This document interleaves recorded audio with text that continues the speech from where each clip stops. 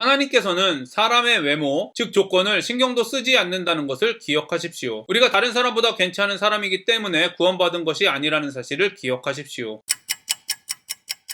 안녕하세요. 바이블 TMI의 마카리오스입니다. 오늘 본문은 열왕기하 6장 1절부터 14절입니다. 오늘 말씀은 도끼를 요단강에 빠뜨린 엘리사의 제자, 엘리사를 죽이려고 하는 아람 왕에 대한 이야기입니다. 선지자의 제자들이 엘리사에게 이르되 보소서 우리가 당신과 함께 거주하는 이곳이 우리에게는 좁으니 우리가 요단으로 가서 거기서 각각 한 제목을 가져다가 그곳에 우리가 거주할 처소를 세우사이다 하니 엘리사가 이르되 가라 하는지라. 그 하나가 이르되 청하건대 당신도 종들과 함께 하소서 하니 엘리사가 이르되 내가 가리라 하고 드디어 그들과 함께 가니라. 우리가 요단에 이르러 나무를 베더니 한 사람이 나무를 벨 때에 쇠도끼가 물에 떨어진지라. 이에 외쳐 이르되 내 주여 이는 빌려온 것이니이다 하니 하나님의 사람이 이르되 어디 빠졌느냐 하매 그곳을 보이는지라. 엘리사가 나뭇가지를 베어 물에 던져 쇠도끼를 떠오르게 하고 이르되 너는 그것을 집으라 하니 그 사람이 손을 내밀어 그것을 집으니라. 엘리사와 함께한 제자들은 요단강으로 가서 나무를 베었습니다. 광야에서 생활한 엘리야의 제자인 엘리사가 함께 했다는 사실은 이들이 가난하다는 것을 보여줍니다. 그런데 엘리사와 함께 살 집을 짓기 위해 나무를 베던 한 사람이 쇠도끼를 물에 빠뜨립니다. 엘리사 당시 철은 매우 귀해 거의 무기로만 사용되었으며 농기구 등으로 만들어지는 경우는 매우 드물었습니다. 그래서 새로 만든 도끼는 매우 가치 있는 물건이자 매우 비싼 물건이었습니다. 그래서 빌려온 쇠도끼를 물에 빠뜨렸다는 것은 가난한 제자가 경제적으로 매우 큰 위기에 빠졌다는 것을 보여줍니다. 이 상황을 잘 보십시오. 아마도 선지자의 제자는 엘리사와 함께 할 집을 짓고 평안한 삶을 기대하며 헌신했을 것입니다. 그러나 그 결과는 어떠합니까? 도끼가 빠졌을 때 제자의 반응을 보면 이런 위기 상황을 생각하지 못했다는 것이 분명합니다. 좋은 결과를 기대하며 하나님께 모든 것을 헌신했지만 오히려 위기에 빠졌을 때 저와 여러분 역시 제자와 같이 당황해하고 있지는 않습니까? 오히려 하나님을 원망하며 삐져 있지는 않습니까? 저와 여러분이 하나님께 헌신했지만 원하는 결과가 나오지 않았을 때, 아니 오히려 위기에 빠졌을 때 어떻게 반응하는지 살펴보시기를 바랍니다. 저는 개인적으로 오늘 말씀을 읽으면서 이솝우와 금도끼, 은도끼가 생각났습니다. 금도끼, 은도끼의 교훈은 정직하고 욕심을 부리지 않는 사람은 복을 받았지만 욕심 많고 거짓말하는 사람은 벌을 받는다는 것입니다. 그러나 오늘 본문은 인과응보가 아니라 인류의 구원에 대해 보여주고 있습니다. 오늘 본문의 사건의 무대는 요단강입니다. 그리고 요단강에 도끼를 빠뜨려 위기에 빠진 제자는 나무를 통해 구원받았습니다. 또한 율법의 기준으로 볼 때 피부병 때문에 부정하다고 여겨졌던 나아만 장군은 요단강에서 몸을 씻고 정결하다고 인정받았습니다. 많은 분들이 아시는 것과 같이 이스라엘에서 나무는 저주의 상징이었습니다. 그리고 저주의 상징인 나무, 즉 십자가를 통해 인류는 구원받았습니다. 예수님의 십자가 때문에 죄인인 우리들은 의롭다고 인정받았습니다. 더 나아가 요단강은 예수님이 세례 요한에게 세례를 받으신 곳입니다. 몸이 물속에 완전히 잠기는 것은 옛사람이 모두 죽었다는 것을 의미합니다. 잠겨있던 몸이 다시 나오는 것은 새 사람으로 다시 태어났다는 것을 의미합니다. 예수님의 십자가 사건과 부활의 사건에 동참하는 사람이 되었다. 즉 옛사람이 죽고 새 사람으로 다시 태어났다고 고백하는 것이 바로 그리스도인이 받는 세례입니다. 부자이자 권력이 있는 이방인 나아만과 가난하고 힘이 없는 유대인인 엘리사의 제자가 요단강에서 구원받은 일은 우연이 아닙니다. 구원은 부자나 가난한 사람이나 차별이 없습니다. 유대인이나 이방인이나 차별이 없습니다. 신분의 차이, 경제적 차이, 지식의 차이, 남녀의 차이, 능력의 차이 등은 하나님께서 우리를 구원하시는데 아무런 문제가 되지 않습니다. 세상 사람들은 이런 차이 때문에 인간을 차별하고 계급화합니다. 그러나 하나님에게는 이런 차이는 아무런 문제가 되지 않습니다. 타락한 옛 본성은 죽고 하나님의 본성으로 다시 태어난 그리스도인인 우리들 역시 이런 차이는 아무런 문제가 되지 않아야 합니다. 이런 차이들 때문에 사람을 차별해서는 안 됩니다. 그러나 우리들의 모습은 어떠합니까? 재산, 학벌, 외모 등으로 사람을 차별하고 있지 않습니까? 교회 안에서도 신앙의 우열, 경제적 우열, 취향의 차이 등으로 사람을 차별하고 있지 않습니까? 하나님께서는 사람의 외모, 즉 조건을 신경도 쓰지 않는다는 것을 기억하십시오. 우리가 다른 사람보다 괜찮은 사람이기 때문에 구원받은 것이 아니라는 사실을 기억하십시오. 우리의 공로를 자랑하게 만들어 우리와 다른 사람을 차별하게 만드는 사단의 공격에 자기 부인으로 대항하십시오. 모든 일에 자기 뜻이 아닌 아버지의 뜻대로 하신 예수님의 겸손함으로 무장하십시오. 무엇보다도 예수님의 십자가와 부활, 즉 옛사람은 죽고 새사람으로 다시 태어났다는 사실을 경험하고 있다고 고백하는 사람들이 세례받는 그리스도인이라는 사실을 항상 기억하십시오. 저와 여러분 여러분이 사람을 차별하려고 하는 옛 본성과 싸우는 참된 그리스도인의 모습으로 살아가는 은혜가 충만하기를 간절히 소망합니다. 그때 아람 왕이 이스라엘과 더불어 싸우며 그의 신복들과 의논하여 이르기를 우리가 아무데 진을 치리라 하였더니 하나님의 사람이 이스라엘 왕에게 보내 이르되 왕은 삼가 아무 곳으로 지나가지 마소서 아람 사람이 그곳으로 나오나이다 하는지라. 이스라엘 왕이 하나님의 사람이 자기에게 말하여 경계한 곳으로 사람을 보내 방비하기가 한두 번이 아닌지라. 이러므로 아람 왕의 마음이 불안하여 그 신복들을 불러 이르되 우리 중에 누가 이스라엘 왕과 내통하는 것을 내게 말하지 아니하느냐 하니 그 신복 중에 한 사람이 이르되 우리 주 왕이여 아니로소이다. 오직 이스라엘 선지자 엘리사가 왕이 침실에서 하신 말씀을 이스라엘의 왕에게 고하나이다 하는지라. 왕이 이르되 너희는 가서 엘리사가 어디 있나 보라. 내가 사람을 보내어 그를 잡으리라. 왕에게 아뢰어 이르되 보라 그가 도단에 있도다 하나이다. 왕이 이에 말과 병거와 많은 군사를 보내매 그들이 밤에 가서 그 성읍을 에워쌌더라. 엘리사는 아람 왕의 이스라엘 공격을 한두 번 방해한 것이 아니었습니다. 계속된 엘리사의 방해에 아람 왕은 먼저 엘리사를 제거하기로 결정합니다. 문맥을 보면 엘리사가 이스라엘 왕을 도와준 일은 하나님의 말씀에 순종한 것으로 보아야 합니다. 그리고 엘리사는 하나님의 일을 포기하지 않고 계속해서 감당한 결과로 엘리야와 같이 죽을 위기에 빠졌습니다. 열왕기서 저자는 하나님의 일에 헌신하다 경제적 위기에 빠진 엘리사의 제자, 하나님의 말씀에 순종하다 생명을 잃을 위기에 빠진 엘리사의 순서로 기록하고 있습니다. 이 순서를 기억하시기를 바랍니다. 경제적 위기로 하나님께 헌신하는 일을 포기하게 만드는 사단은 우리가 포기하지 않으면 생명을 위협합니다. 즉 하나님께 헌신하면 할수록 더 강한 사단의 공격이 기다리고 있다는 것입니다. 지금도 마찬가지입니다. 하나님의 일에 헌신하는 사람은 삶의 위기에 빠질 수밖에 없습니다. 모양과 종류, 상황은 다를지라도 위기는 반드시 옵니다. 왜냐하면 사단은 진짜 하나님의 사람을 증오하기 때문입니다. 그리고 쉬지 않고 공격하기 때문입니다. 이런 위기에도 포기하지 않고 믿음의 경주를 계속해서 걷는다면 사단은 점점 더 강하게 우리를 공격할 것입니다. 왜냐하면 우리의 믿음이 성장할수록 사단은 더욱 강한 자신의 수하들을 보내 어떻게든 우리의 믿음의 경주를 포기하게 만들 것이기 때문입니다. 저와 여러분이 하나님께 열심히 헌신함에도 불구하고 계속되는 사단의 공격을 이상하게 생각하지 않게 되기를 바랍니다. 제가 오늘 여러분과 적용하고 싶은 부분을 말씀드리겠습니다. 첫 번째, 자신이 하나님께 헌신하는 이유를 깊이 고민해 보시기를 바랍니다. 두 번째, 신앙의 우열, 경제적 우열, 취향의 차이 등 어떤 이유에서든지 사람을 차별하고 있는 자신의 모습을 발견하고 차별 없이 주어지는 하나님의 구원에 대해 깊이 묵상하시기를 바랍니다. 세 번째, 하나님께 열심히 헌신함에도 불구하고 계속되는 사단의 공격에 어떻게 반응하고 있는지 자신의 모습을 살펴보시기를 바랍니다. 오늘도 행복한 하루가 되시기를 바랍니다.